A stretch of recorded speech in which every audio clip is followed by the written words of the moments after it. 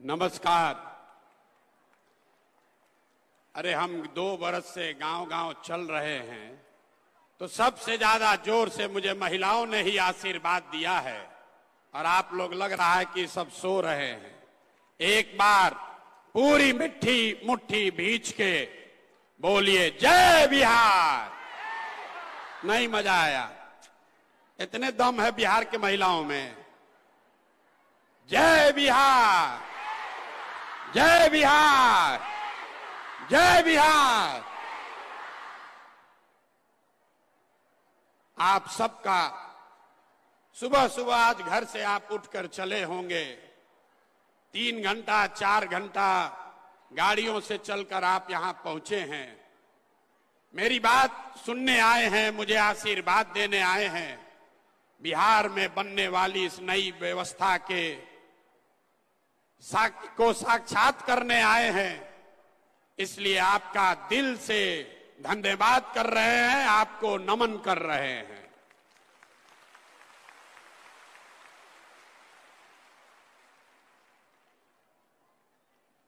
आपको ये नहीं पता है कि आज क्यों बुलाया गया है। हम महिलाओं से तो गांव-गांव में मिल रहे। 2 बरस में 5000 गांव में गए तो वहां ज्यादातर महिला ही मिलती है। पुरुष वर्ग के लोग तो सब पलायन कर गए, या तो पढ़ाई के लिए या नौकरी मजदूरी करने के लिए। महिलाएं मिलती हैं, अपनी समस्याओं की चर्चा करती हैं। लोगों ने आशीर्वाद दिया, लोगों ने बताया कि ना भैया ये प्रयास होना चाहिए। लेकिन आज आपको क्यों बुलाएं? इतना कष्ट देकर आपको यहां क्यों बुलाए हैं? अभी तक तो हम ही आपके गांव में जाते थे। आज आपको इसलिए बुलाए हैं कि आज आपसे हमारा रिश्ता बदलने वाला है। अभी तक आप हमको बिहार के बेटा के तौर पर जानते हैं। अभी तक आपने हमको नेता के तौर पर देखा है। कुछ लोग जन सुराज के सूत्रधार बताते हैं, किसी के लिए हम राजनीतिक रणनीतिकार हैं। लेकिन आज आपको इसलिए आमंत्रित किए हैं कि आज आपसे भाई बहन का रिश्ता बनाने का ये दावा करने आए हैं। आपको अपना बहन बनाने आए हैं। जितने लोग यहां मुझ में अपना भाई देखते हैं, एक बार जरा खड़े होकर आशीर्वाद दीजिए। खड़े होकर आशीर्वाद दीजिए। बताइए, भाई की नेता? भाई चाहिए कि नेता चाहिए? ना, आवाज नहीं आया। भाई चाहिए कि नेता चाहिए? भाई चाहिए कि नेता चाहिए? तो आप अपने इस भाई का परिचय भी जान लीजिए। बैठिए, बैठ जाइए, बैठ जाइए। लोग कहता है, अब आपने जब भाई चुना है तो अपने भाई का परिचय भी जान लीजिए। पिछले 10 बरस में आपके इस भाई ने जिस दल का, जिस नेता का हाथ पकड़ा, जिसको सलाह दिया, वो सब आदमी जीत के राजा हो गया। कोई मुख्यमंत्री बना है, कोई प्रधानमंत्री बना है। और अब आपने हमको भाई कहा है तो आपको ये वादा कर रहे हैं कि अभी किसी दल और नेता का नहीं। आपने हाथ में राखी बांधी है, तब आपका हाथ पकड़ रहे हैं। और भरोसा रखिए, आपको भी हारने नहीं देंगे। आपको भी हारने नहीं देंगे। आपकी बरसों की जो तपस्या है, जो आपकी कठिनाई है, ये सब के खत्म होने का समय आ रहा है। 2 बरस से हम पैदल चल रहे हैं। 1 बरस और है।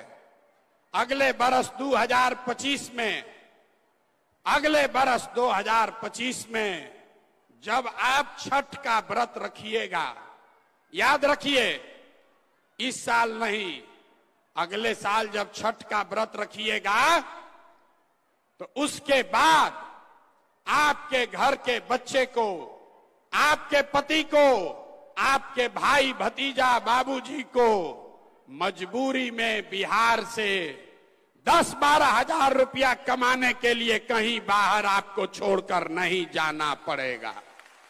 ये आपके भाई का वादा है, ये आपके भाई का वादा है। याद रखिए, एक बरिस और अभी आपके घर का सवांग, आपका बेटा, आपका भाई, पति साल में एक बार घर आता है। कोई छठ में घरे आया, 10 दिन 15 दिन आप उसका मुंह देखते हैं।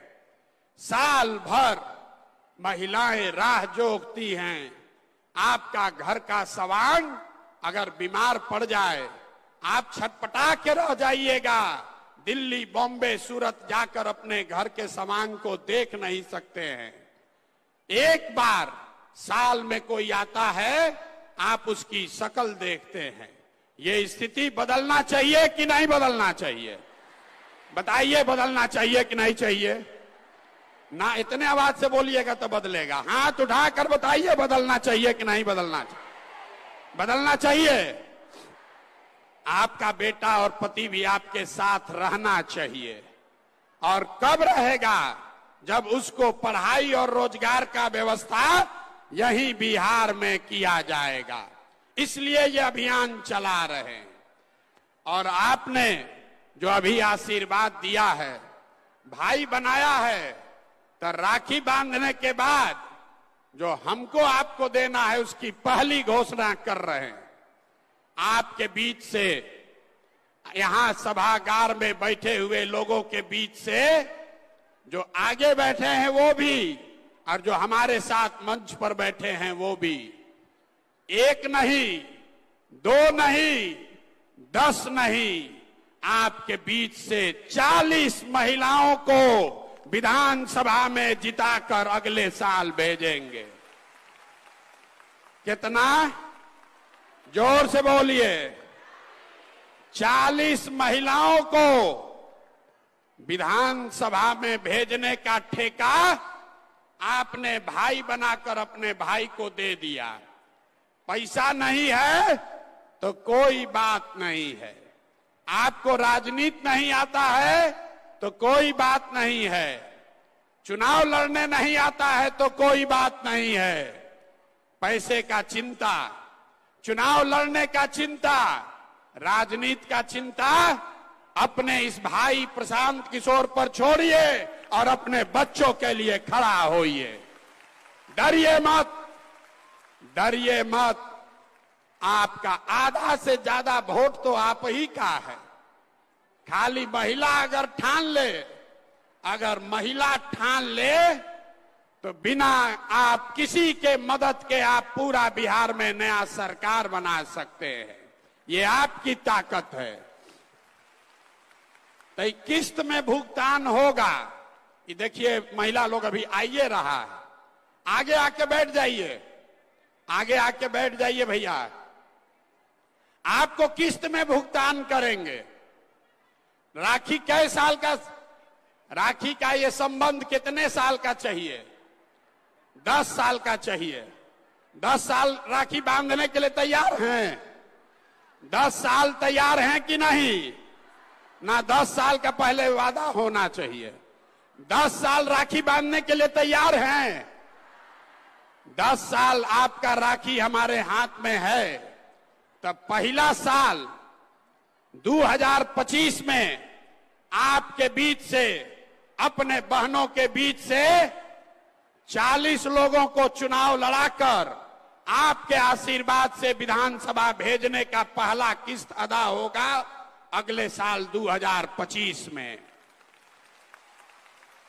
और जब आपकी 40 बहनें विधानसभा पहुंचेंगी तो दूसरा जो वादा आपको किया, 2025 के बाद आपका बेटा, आपका भाई, आपका पति 10-12 हजार रुपया के पलायन के लिए बिहार छोड़कर बाहर नहीं जाएगा। तब दूसरी बार आपसे राखी फिर बंधवाएंगे 2026 में।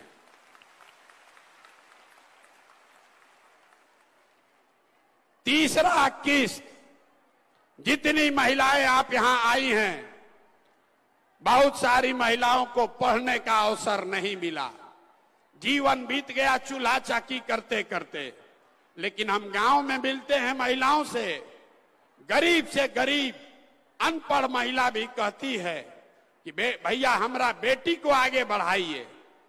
तो अगर आपकी कोई एक बेटी चुन लीजिए, अपने घर से कोई एक बेटी चुनिए जिसको पढ़ाई की समझ है, जिसको मोबाइल चलाना आता है, और उसका नाम पता हमारे ऑफिस में भेज दीजिए।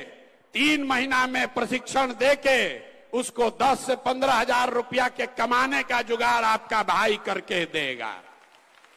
ना बुझाया आपको? अगर बुझाता तो ताली जोर से बजता। ना मजा आया? आप फिर से समझिए, हम भाषण देने नहीं आए हैं, आपको समझाने ही आए हैं। आपके घर में अगर कोई नई लड़की है जो अभी पढ़ाई कर रही है, उसको मोबाइल चलाने आता है, तो आप उसको जन सुराज के परिवार का हिस्सा बनवा दीजिए और उसको मोबाइल के जरिए घर में बैठ के 8 से 10 हजार रुपया महीना कमाने का जुगाड़ अगले 3-4 महीने में प्रशांत किशोर करके आपको देंगे। होना चाहिए कि नहीं होना चाहिए? तैयार हैं? अपने अपने घर का एगो बेटी को जन सुराज से जोड़िए। अपनी बेटी नहीं है तो अपने पड़ोसी के बेटी को जोड़िए। लोग कहता है कि हमको सोशल मीडिया का बड़ा समझ है। अभी तक आपने सुना होगा फेसबुक और यूट्यूब चलाकर आप उस पर एक दूसरे से बात करते हैं, वीडियो देखते हैं। हम आपके बच्चियों को वो सिखाएंगे कि घर बैठे फेसबुक और यूट्यूब के जरिए आप 8-10 हजार रुपया कैसे कमाएंगे, इसके प्रशिक्षण की पूरी जिम्मेवारी जन सुराज की है, आपके भाई प्रशांत किशोर की है। आपको खाली तय करना है कि आपके घर की कौन ऐसी बच्ची है जिसको थोड़ा बहुत भी सोशल मीडिया का समझ है, जिसके पास मोबाइल है, उसको जोड़िए जन सुराज से। हम और हमारे लोग उसको प्रशिक्षण देंगे, उसको बताएंगे कि कैसे गांव में अपने घर में बैठ के वो लड़की, वो महिला अपने और अपने परिवार के लिए 8-10 हजार रुपया कमाने का जुगाड़ कर लेगी। और उसके लिए वोट नहीं चाहिए, सरकार नहीं बनाने का जरूरत है। ये तो काम हम अभी से कर सकते हैं आपके लिए। ये आपके भाई के पास ताकत है। आपने जो आशीर्वाद दिया है, हमारे पास वो ताकत है कि आपके बच्चियों को अभी 2-3 महीने में अपने पैर पर खड़ा कर दे। इसकी समझदारी ऊपर वाले ने हमको दी है। और आप लोग जितनी महिला यहां बैठी हैं, आपको मालूम है आर्थिक आजादी के बगैर कोई समानता की बात नहीं हो सकती है। आपको समानता तभी होगा जब आपको आर्थिक आजादी हो, आप अपने से पैसा कमा सकें, अपना खर्चा खुद चला सकें, बेटे और पति पर, भाई पर मुंह न देखना पड़े, इसकी व्यवस्था जन सुराज कर रहा है। और 5 बरस में 5 बार राखी बांधिएगा तो 2025 से लेकर 30 के बीच में जन सुराज का एक बड़ा संकल्प है। वहां लिखा हुआ है, देखिए, सरकारी गारंटी पर हर महिला को, जिसको भी बिजनेस रोजी रोजगार करना है, आपको गाय भैंस पालना है तो गाय भैंस पालिए, आपको अंडा मुर्गी का फार्म खोलना है वो कीजिए, कपड़ा का दुकान चलाना है, मिठाई का दुकान खोलना है वो कीजिए।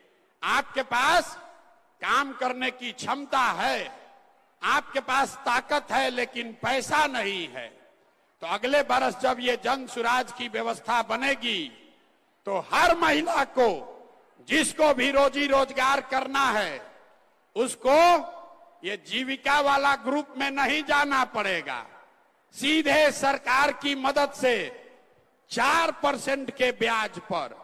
अभी जीविका में आपको ब्याज लगता है 30%, 2-2.5% हर महीना जो पैसा आप लेते हैं रोजी रोजगार के लिए, उस पर सरकार आपसे 2.5% ब्याज वसूलती है।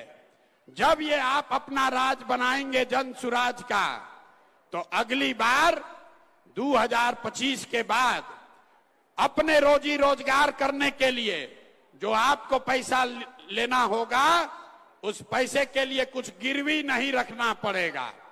आपकी भाई के सरकार की गारंटी पर सिर्फ 4 रुपया के सूद पर आपको पैसा मिलेगा, ताकि आप घर घर रोजी रोजगार कर सके। होना चाहिए कि ना होना चाहिए? आप लोग थक गए, यहां बैठे बैठे थक गए, उठ के बताइए होना चाहिए कि नहीं होना चाहिए? होना चाहिए। आर्थिक आजादी होनी चाहिए कि नहीं होनी चाहिए? कुर्सी पर आप एक बार बैठ रहे तो उठने में आपको दर्द हो रहा है, उठिए एक बार, उठिए, सब लोग उठिए। आप लोग कुर्सी में धंस गए हैं। लोग को तुरंत कैमरा में फोटो खींचेगा, कहेगा तो महिला है ये नहीं थी। अरे महिला बेचारी कुर्सी में अंदर धंस गई है, दिखिए नहीं रही है, इसलिए खड़ा हो जाइए और बताइए कि जो आपको राखी के बदले दे रहे हैं, मंजूर है कि नहीं है? मंजूर है कि नहीं है? अब बैठ जाइए, बैठ जाइए।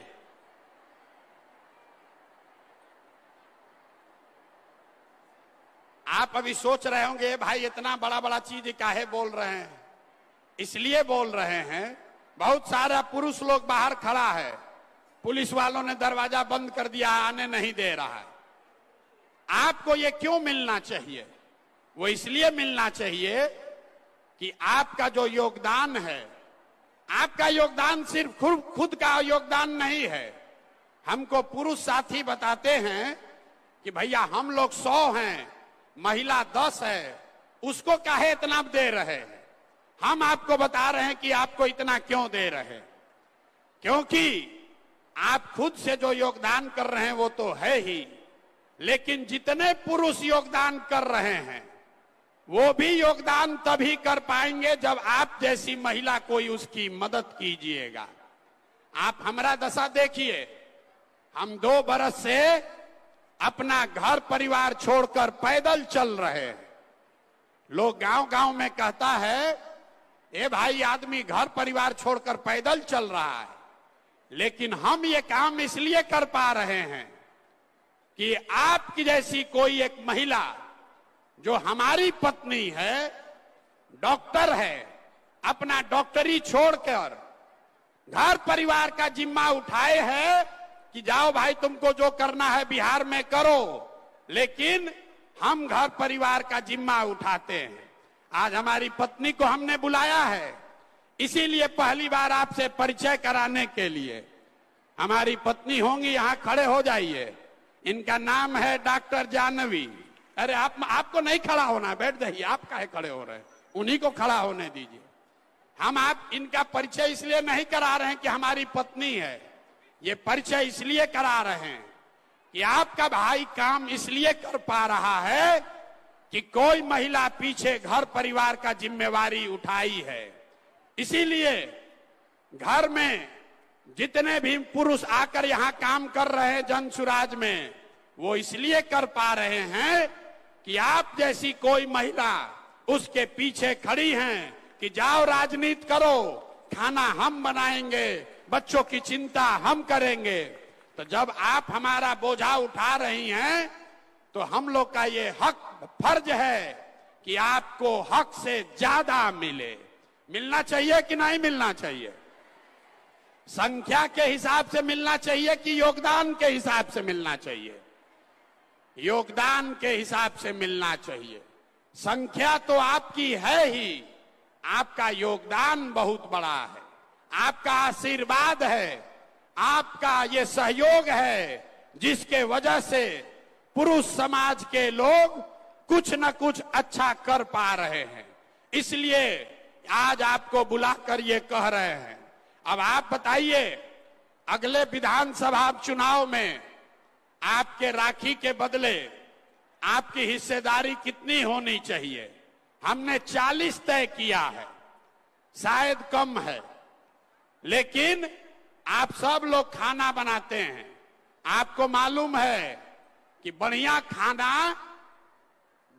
उनको बैठने दीजिए, उनको बैठने दीजिए, उनका परिचय का कोई महत्व नहीं है। बैठिए बैठिए बैठिए। यहाँ की नहीं है, बिहार की, हिंदी में ना बोल पाएंगी। ये असम की हैं, हिंदी में नहीं बोल पाएंगी, इनको बैठने दीजिए। हम खाली आपको इतना दिखा रहे हैं कि हम काम इसलिए कर पा रहे हैं कि कोई महिला हमारे पीछे खड़ी है। तो जो भी पुरुष जन सुराज में जुड़कर काम कर रहा है वो इसलिए कर पा रहा है क्योंकि कोई ना कोई आप जैसी महिला उसके पीछे खड़ी है। खाली इतना समझाने के लिए आपको बोल रहे हैं। तो आपकी भागीदारी कितनी होनी चाहिए? हमने तय किया है कि 10 वर्ष का आपसे जो हम वादा कर रहे हैं, तो अगले साल 40 लोग को विधानसभा में भेजने का जिम्मा ले रहे हैं। ये काफी है कि कम है? ना, सबको बोलना है 40 होना चाहिए कि इससे ज्यादा होना चाहिए? ज्यादा होना चाहिए। आपके भाई का कंधा भी इतना मजबूत नहीं है, उतने बोझा ला दिए जो उठा सके। तो अगले साल 40 लोगों का बोझा अपने कंधे पर उठा सकते हैं। एक बार अगर आप इससे सहमत हैं तो हाथ उठाकर आशीर्वाद दीजिए। 40 लोग ठीक है? 40 लोगों को चुनाव लड़ाया जाए, ठीक है? जोर से बोलिए, ठीक है? अरे आप संतुष्ट हैं 40 लोग से? देखिए, आपको पहले बोले हैं, आप नेता से नहीं बतिया रहे हैं, अपने भाई से बतिया रहे हैं। तो इतना बोझा मत बांधिए। राखी में आपको भाई अगर 100 रुपया देता है, अगर कम कमाने वाला है तो आप कहती है ना पैसा रखो, ये तुमको जरूरत पड़ेगा, हमको 10 रुपया सगुन के तौर पर दे के निपटा दो। तो हम अभी 40 से सगुन करना चाहते हैं और अगले चुनाव में इसको 70-80 तक पहुंचाया जाएगा। अब आप सोचकर बताइए, आपके भाई के कंधे पर कितना बोझा होना चाहिए? 40 कि ज्यादा? दिल बड़ा करके बताइए, बहन बन के बताइए। 40 ठीक है? 40 ठीक है कि नहीं है?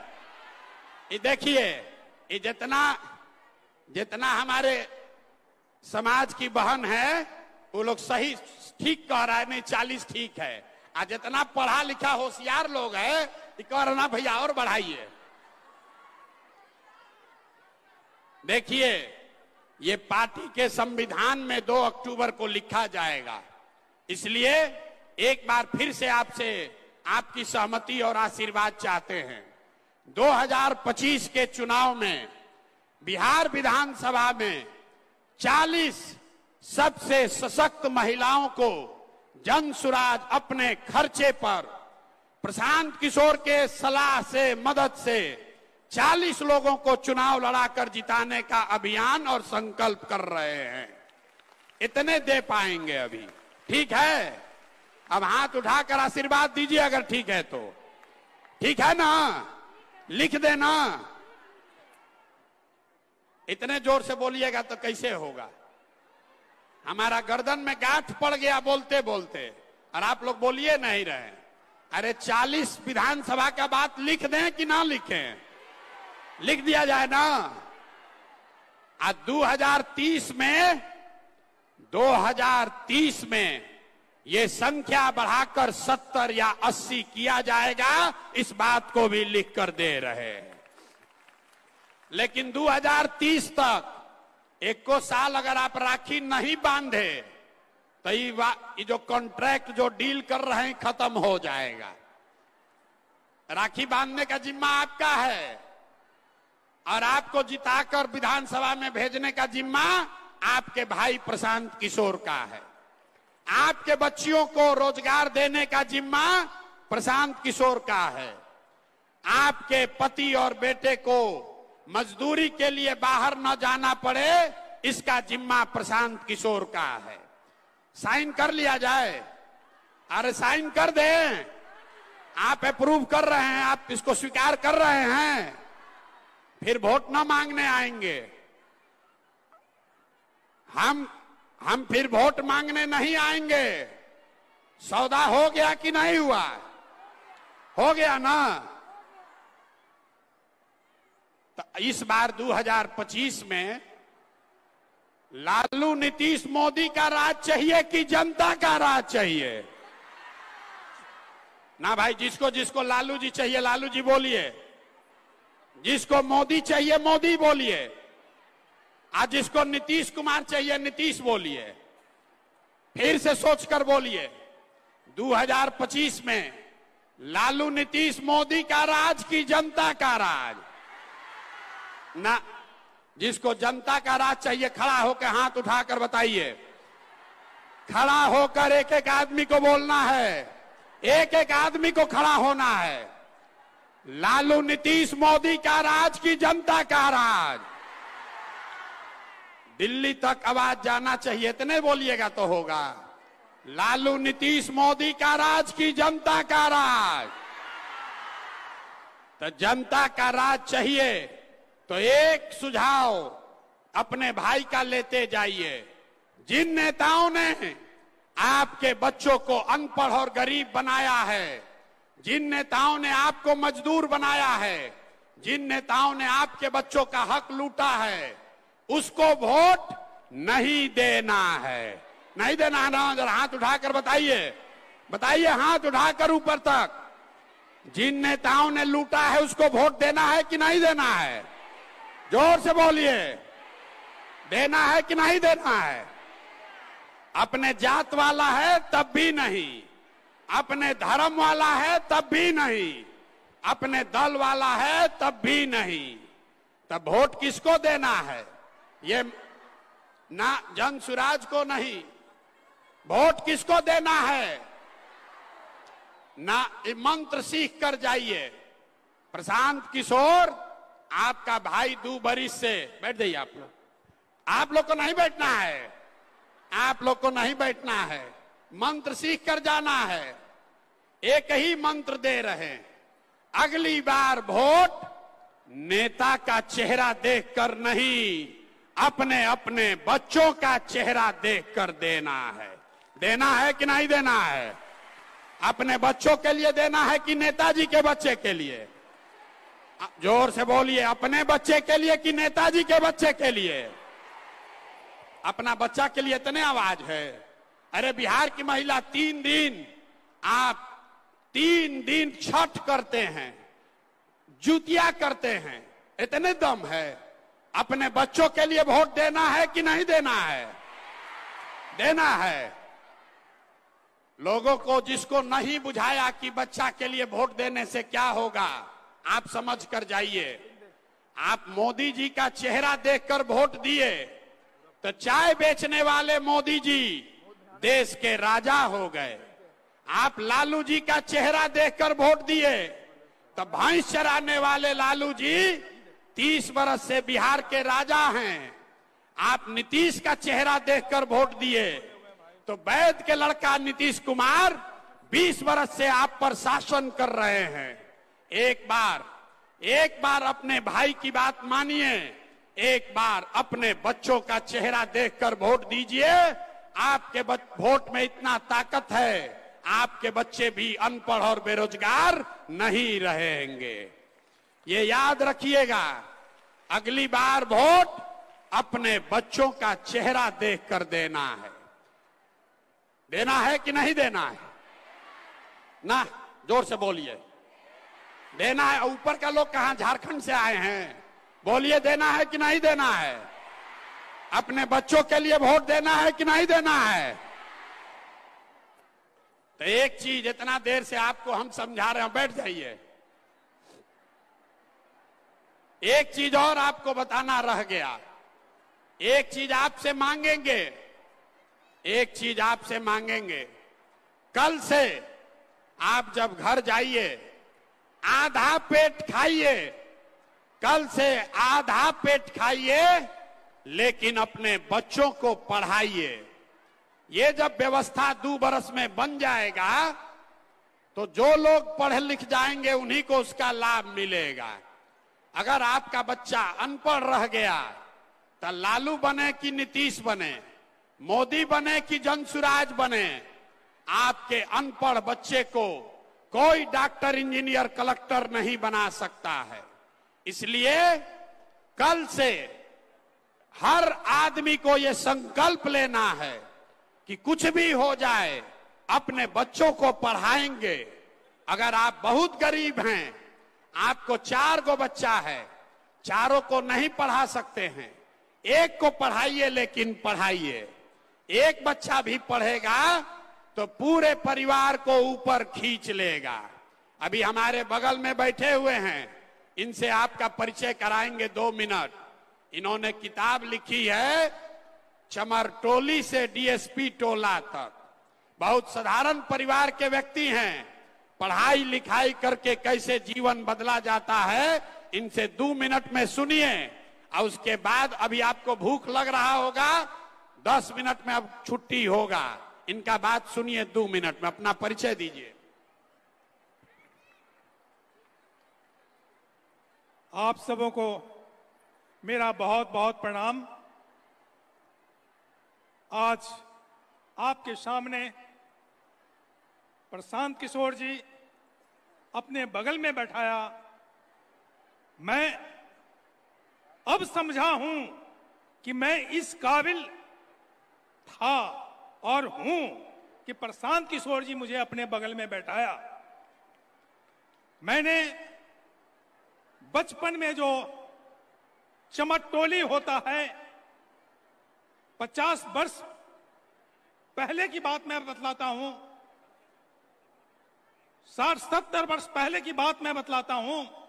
जब छोटा बच्चा था मैं, तो मजदूरी करके पढ़ा और मेरी मां ने अपने बच्चों को, मेरी बहन को भी पढ़ाई 1950 में।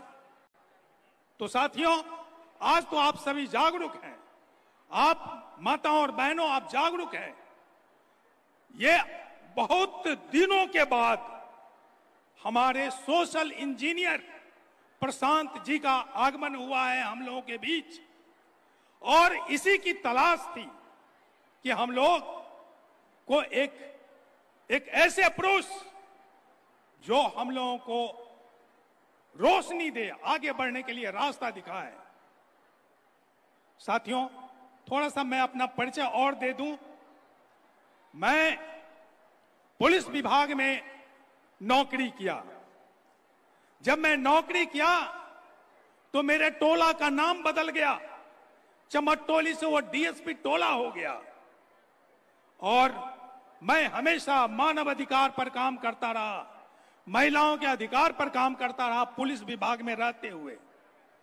लेकिन पुलिस विभाग और मानव अधिकार दोनों विपरीत है।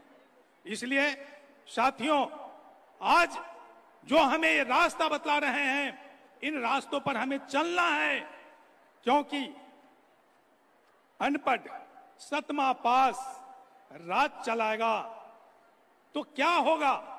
अगर हाई स्कूल का हेडमास्टर मूर्ख हो, 7वां पास हो, और कॉलेज का प्रिंसिपल मैट्रिक पास हो, तो कॉलेज का क्या हाल होगा, स्कूल का क्या हाल होगा, हमारे बच्चों और भविष्य का क्या हाल होगा? ये हमारे प्रशांत किशोर जी हैं, जो हमारे गार्जियन के रूप में, इस पूरे बिहार के गार्जियन के रूप में, भाई के रूप में हम लोगों के बीच आए हैं। इस भाई को हम लोग सलाम करते हैं और आशा करते हैं कि एक एक वोट इस बार अपने भाई को पढ़ना चाहिए, और भाई ने जो हमें दिशा दी है, उस दिशा पर हम लोगों को सुंदर बिहार मिलेगा। इसलिए इन बातों के साथ मैं अपनी बातों को समाप्त करता हूं हम प्रशांत जी को फिर से सुनेंगे। बहुत बहुत धन्यवाद, बहुत बहुत धन्यवाद। इनको इसलिए खड़ा किए हैं कि आपको बता रहे हैं कि देखिए पढ़ाई में कितना ताकत है।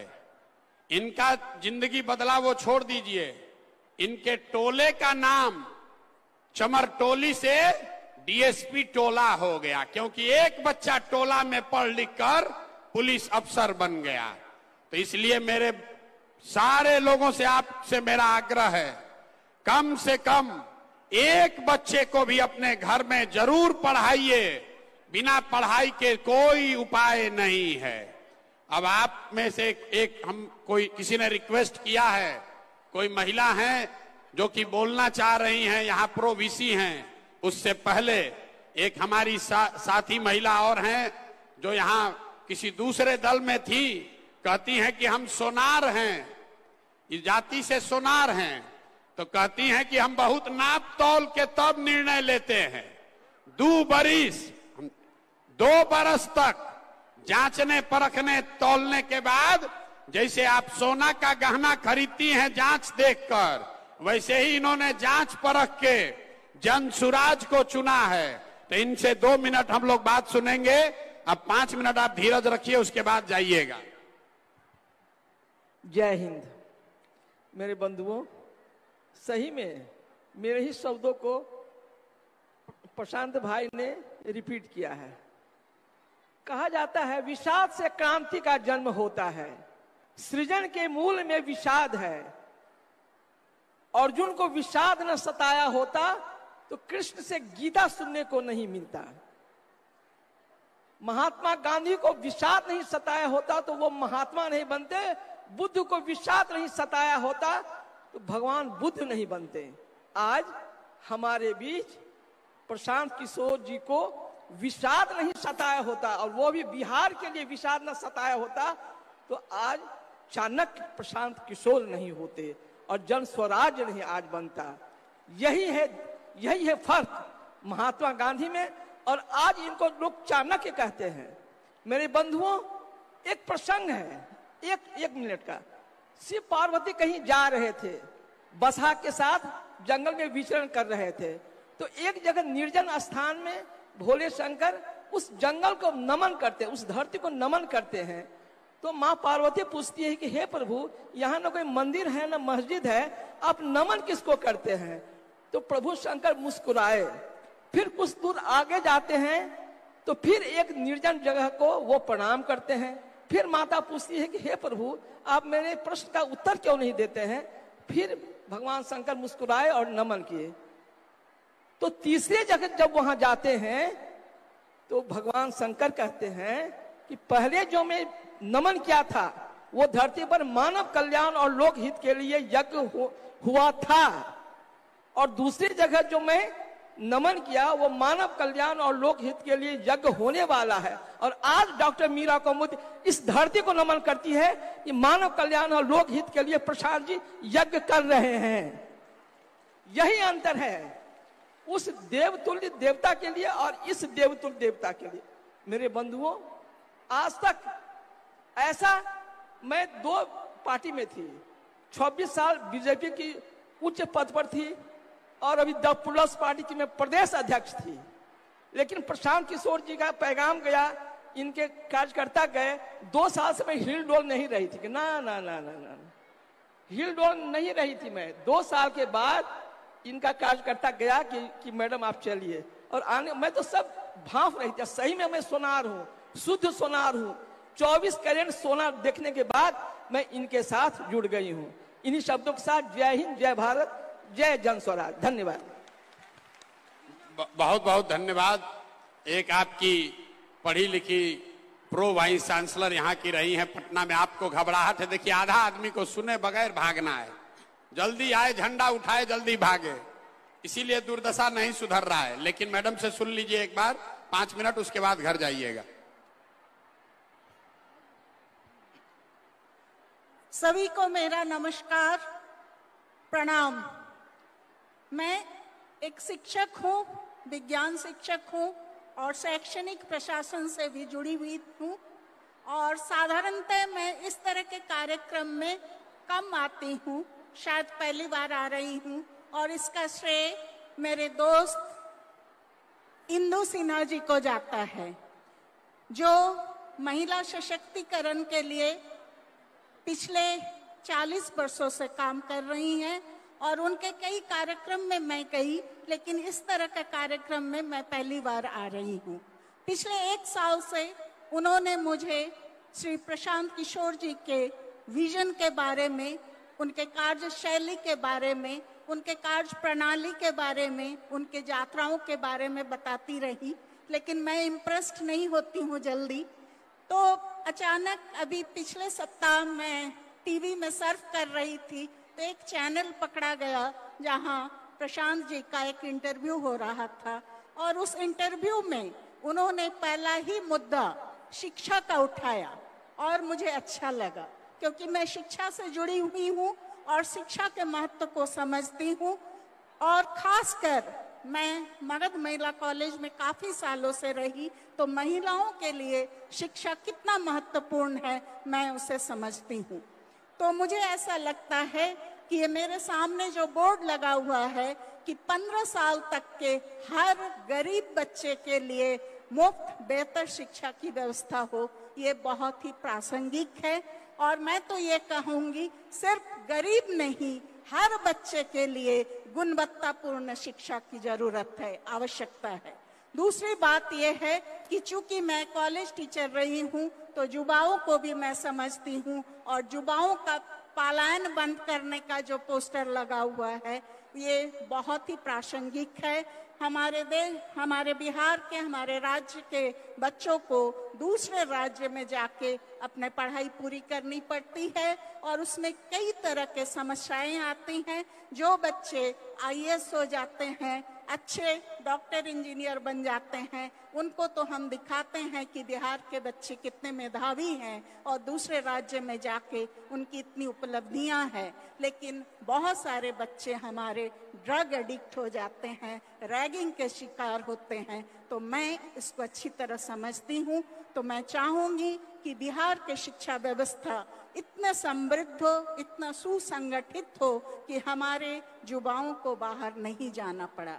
बल्कि मैं एक स्टेप और आगे बढ़ के बोलूंगी कि बिहार इतना विकसित हो, इतना सुरक्षित हो, इतना समृद्ध हो कि अन्य राज्यों से भी लोग बिहार में काम तलाशने आए। तो मैं प्रशांत किशोर भाई को इस तरफ आकर्षित करूंगी ध्यान कि अन्य राज्य के लोग भी यहाँ काम करने के लाए। एक बात मुझे हमेशा खटकती है, जब मैं कहीं भी दौरा करती हूँ तो मैं देखती हूँ जितने भी सार्वजनिक खेल के मैदान हैं, उसमें सुबह से शाम तक जो है किशोरों का या लड़कों की भीड़ लगी रहती है। और तो हमारी बेटियां, हमारी छोटी लड़कियां, उनको लिए तो खेल के मैदान ही नहीं है। मैं चाहूंगी जितने भी सार्वजनिक मैदान हैं, कम से कम दिन में 2 घंटा वो लड़कियों के लिए सुरक्षित हो कि लड़कियां खुले हवा में खेल सके, तभी तो उनके दिमाग खुलेंगे। समय की कमी है, तो सभी को एक बार फिर मैं धन्यवाद करती हूँ, प्रणाम करती हूँ। धन्यवाद। अब जाने से पहले बहन होने का फर्ज अदा कीजिए, आशीर्वाद देकर जाइए। हाथ उठाकर बताइए कि ये प्रयास होना चाहिए कि नहीं होना चाहिए। जोर से होना चाहिए कि नहीं होना चाहिए। जहां जो खड़ा है वहां से खड़े होकर बोलिए, ये प्रयास बिहार को सुधारने के लिए होना चाहिए कि नहीं होना चाहिए। उठाइए हाथ। ये बिहार को सुधारने के लिए प्रयास होना चाहिए कि नहीं होना चाहिए। तो एक बार मुट्ठी भींच कर अपनी धरती के सम्मान के लिए बोलेंगे, जय बिहार। नहीं, इतने ताकत नहीं है। जय बिहार, जय बिहार, जय बिहार। भरोसा रखिए, आपसे आज भाई बहन का रिश्ता बनाए हैं। 2 बरस के अंदर आपको ये व्यवस्था बना कर देंगे। आपके भाई, आपके बच्चों को, आपके पति को पढ़ाई और रोजगार के लिए बिहार छोड़कर बाहर नहीं जाना पड़ेगा। अगर गए तो प्रशांत किशोर का गर्दन पकड़ लीजिएगा। बहुत बहुत धन्यवाद।